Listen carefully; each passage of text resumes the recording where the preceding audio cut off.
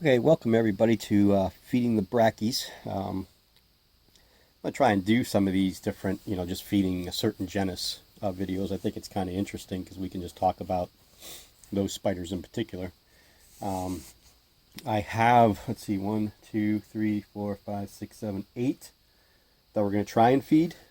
Two that are not going to be fed, and those are my Brachypelma albopilosum mature male and my Brachypelma classy sling. Those two, the male is kind of just went on its normal mature male feeding strike, and the classy hasn't eaten in a while. It's sealed itself down in.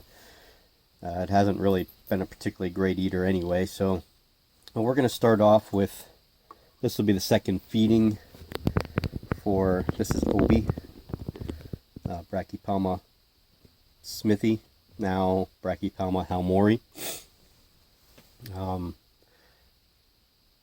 This is a male.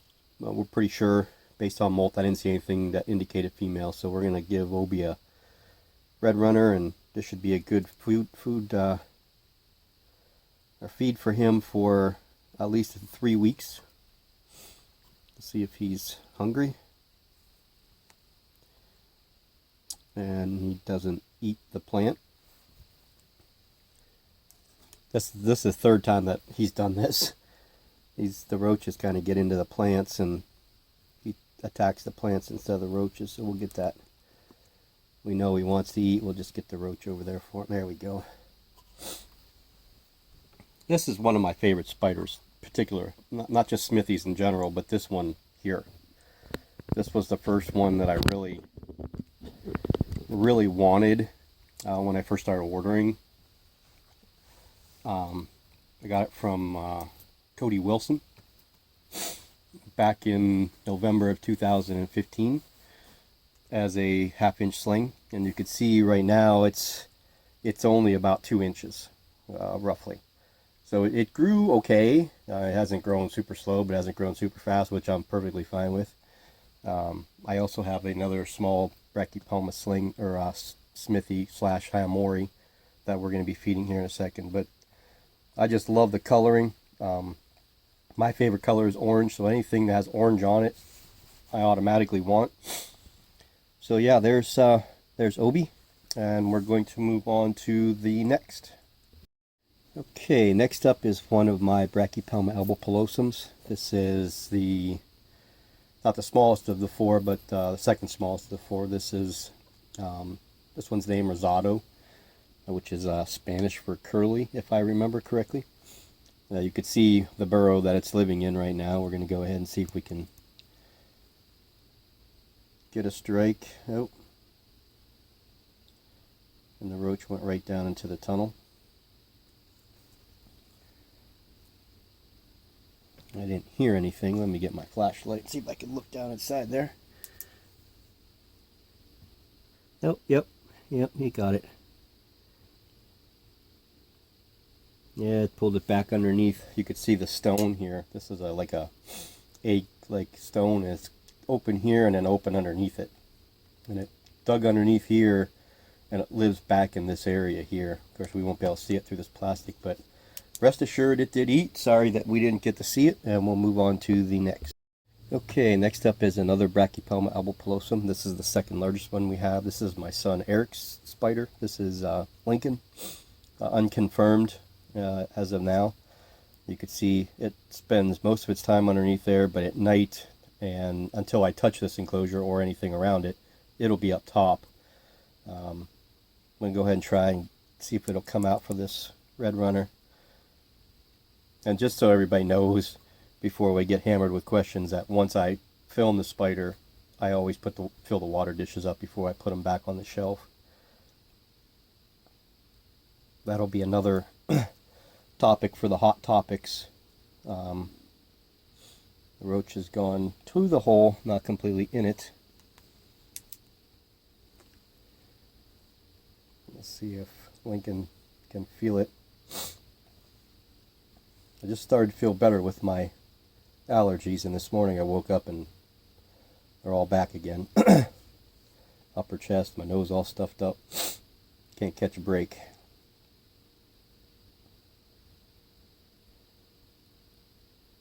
dude. Everybody wants to see you eat.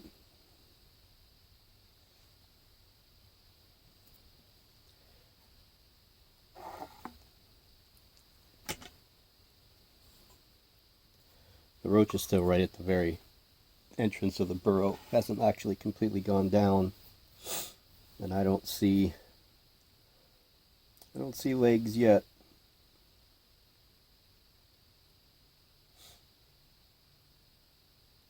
This one, when it first burrowed down, it also had like a little area right here that it surprised me one time because I was expecting it to come up there and it popped right up out of the ground.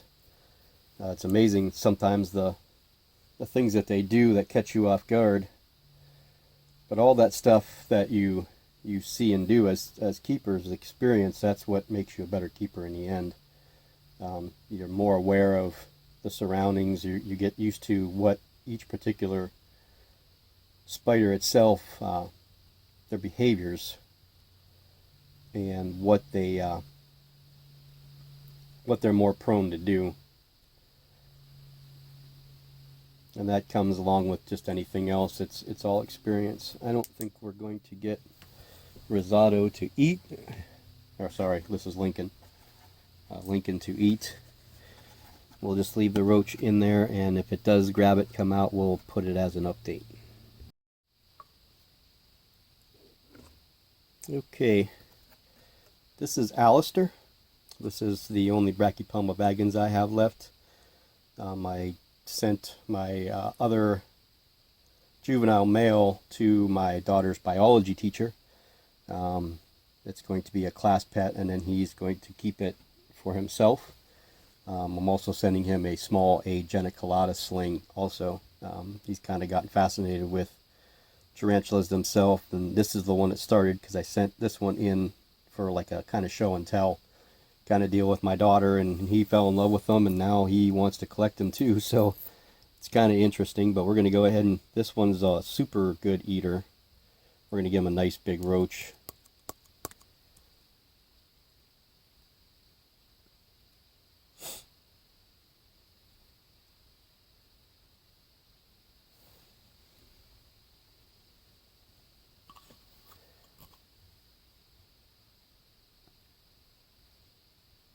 The thing I like about the Brachypelma vagans is they generally don't turn down food. They're one of the better eating brackies out there. There we go. That's good. I didn't expect him to let us down at all. And you know, you guys can go to Marilyn Moore's YouTube page. She just did a Brachypelma care sheet video, and Tom Moran has some, I think, species specific stuff for brackies. You go there. So I'm not going to get into a big care sheet stuff. Everybody generally keeps them the same way, nice and dry. They don't really like moisture at all. You'll notice brackies, more than most species, will fill their water bowls with dirt. So yes, this is Alistair, one of my favorite eaters. I love watching this guy. He's good for some action. I'm hoping that this one's female. This is the 4th vagans I've had. I had a little sling that I gave to a friend, and then I had a mature male that has already bred with 3 females and is hopefully on his way to another breeding adventure. And then the juvenile male that I sent to my daughter's biology teacher, and now this one. I'm hoping one of them eventually would turn out to be a female, so I'm hoping this is the one. And if it does turn out to be female, we'll just call it Allie instead of Alistair. But it's a wonderful spider, great colors. So, you know, I mean, you can never go wrong with black, reds, browns. I think they go together real well. So we'll move on to the next. Okay, I'm back with the cricket. We're going to go ahead and just give this a shot. The roach might have been a little bit too big for it. We'll see. Maybe this cricket will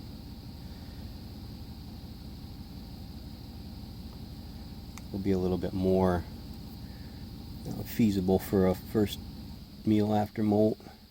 I hate this log. That's exactly what they do all the time. These feeders, they just get behind that log and stay there.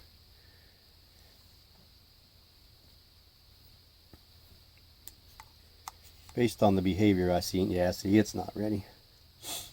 It's just running away from it. It's definitely not ready. So I'm going to pause this and get that cricket out of there so we don't stress that little one out any more than it already is. Okay, next up is the smallest Brachypelma albopilosum. Maybe we'll be able to see at least one of the three that I was feeding eat. You could see the life of a tarantula keeper. That water bowl right there was actually filled. I filled all the slings with water yesterday, and that's what it did. It didn't like it, so it tipped it over and filled it up with dirt again. So we're going to put that little cricket in that I gave the Amelia and see if our elbow here, this one's name is Juno.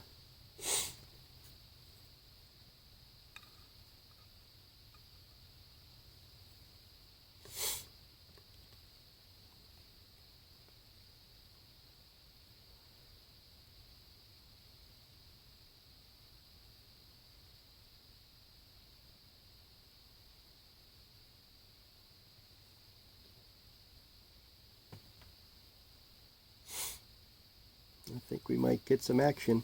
Oh, if we don't keep the cricket inside. Well, I had terrible times with crickets. I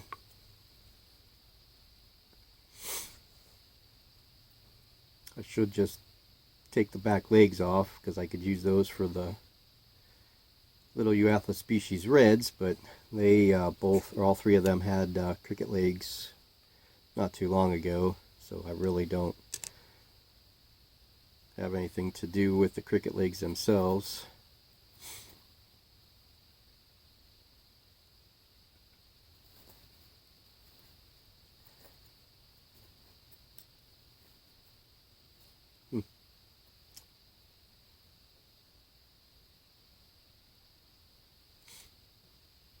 I think it wants to eat it if we can get it so that the cricket doesn't jump out as it jumps out.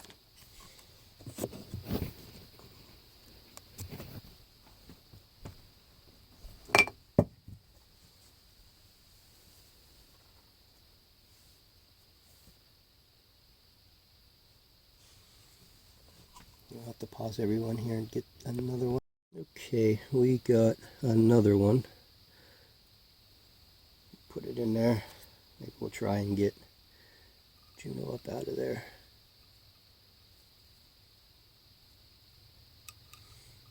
I hate doing this, but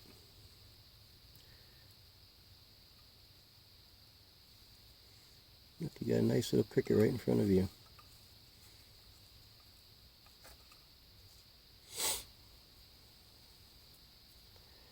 Make these long strands that come in this cocoa fiber, so I can get that thing out of your way. Camera likes to focus on, for some reason, those long strands of hair looking things from the cocoa fiber.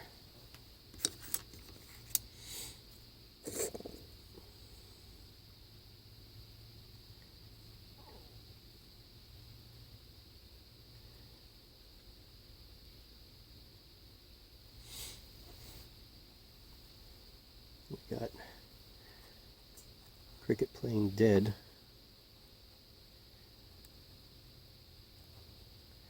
Trying to get you guys a better look.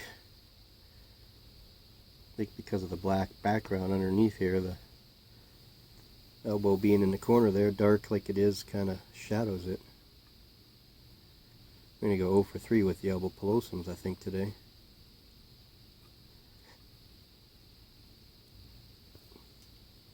I think that's just part of your feeding regimen. Sometimes they're just not ready to eat, and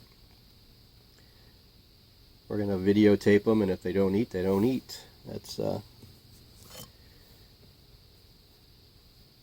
about where we're at. You never know with brackies. Like I said, usually my albopilosums, I don't have issues with them eating. They all must maybe they're all good. Well, we did get one, we just didn't see it, and I'm pretty sure that Lincoln's got its meal. we'll just leave this one in, and we'll update it if by the end of the filming it does take the cricket down. Okay, next up is a Brachypelma emilia sling. Generally a good eater.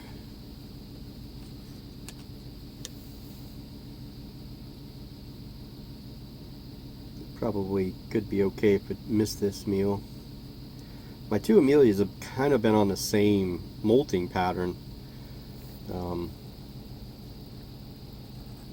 And as you know, the other one molted about a week ago. This one doesn't really appear to be in pre-molt. I don't see the darkening of the abdomen. It's got the black patch like most Brachypelma slings do.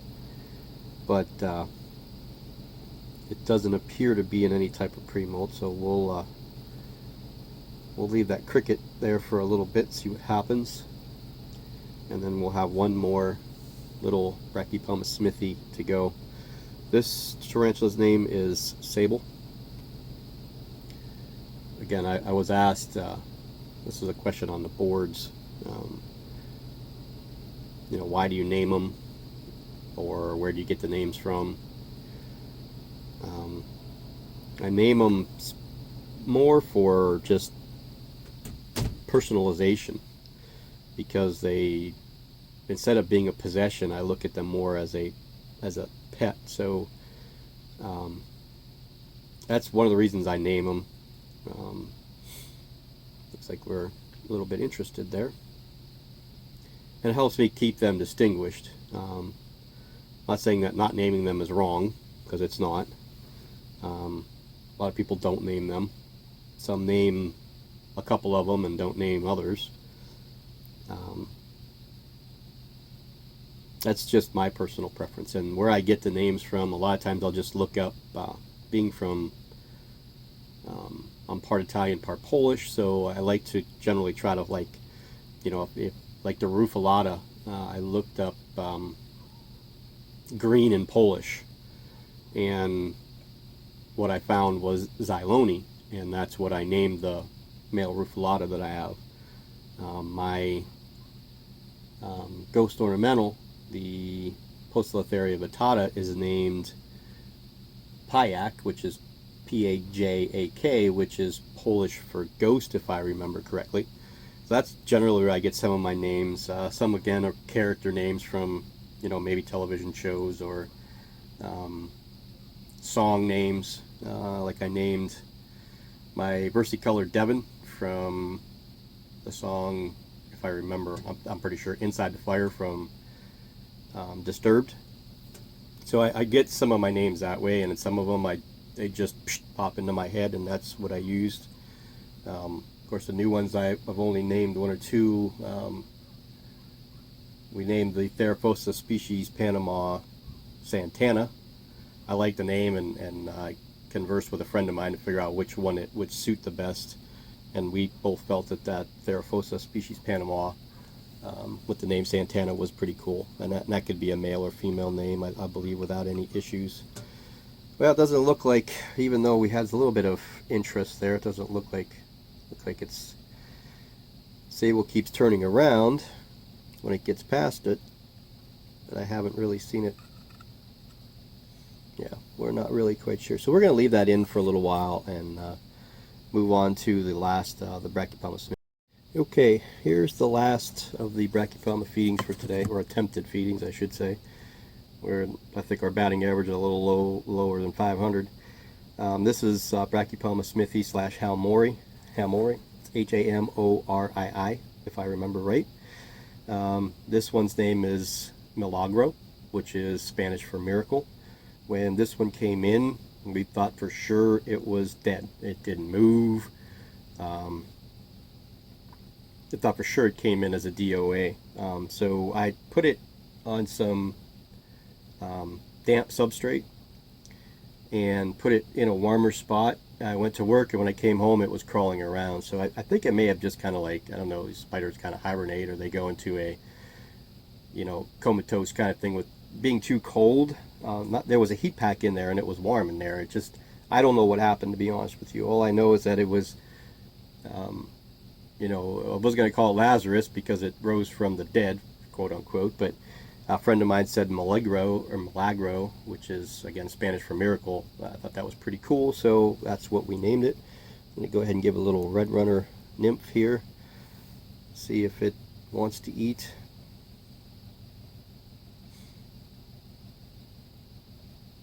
Man, we're not having much luck with the brackies today.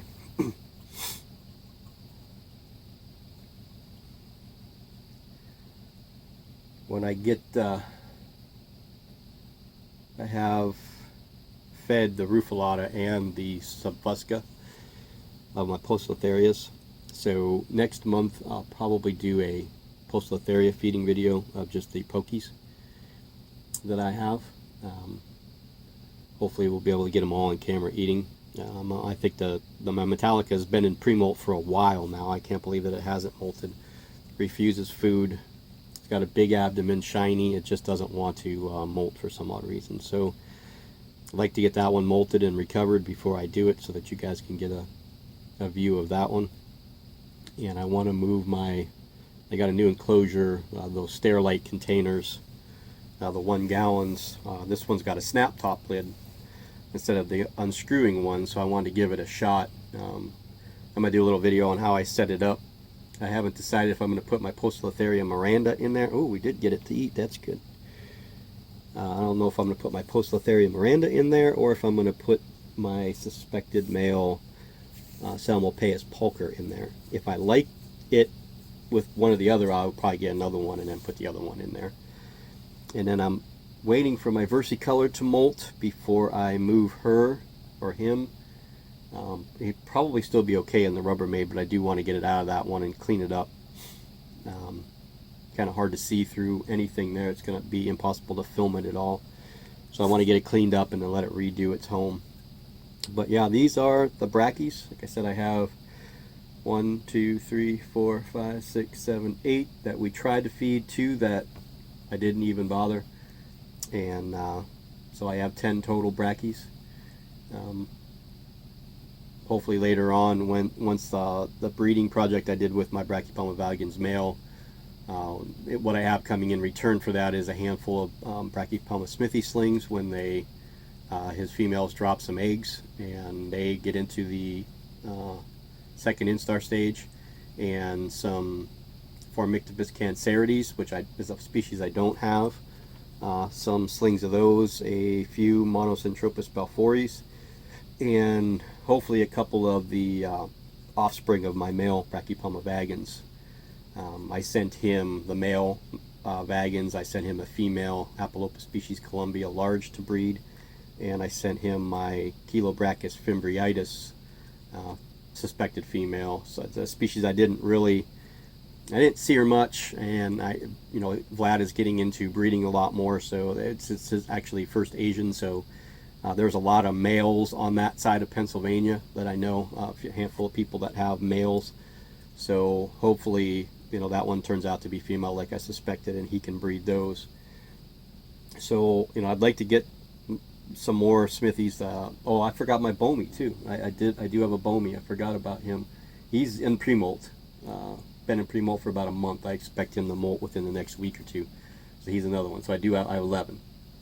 So that's where we're at with my brackies. And it's probably going to have to be a 2-parter like the Salmopaeus feeding video was. A lot of people enjoyed the Salmopaeus feeding video. I was surprised the comments that I got and some of the messages I received. Positive reviews on that, and they enjoyed just the genus specific breeding or feeding video. Like I said, I have a handful of pokies. I have the brackies. I have a handful of Phonopelmas. And of course, all the Salmopaeus that I have.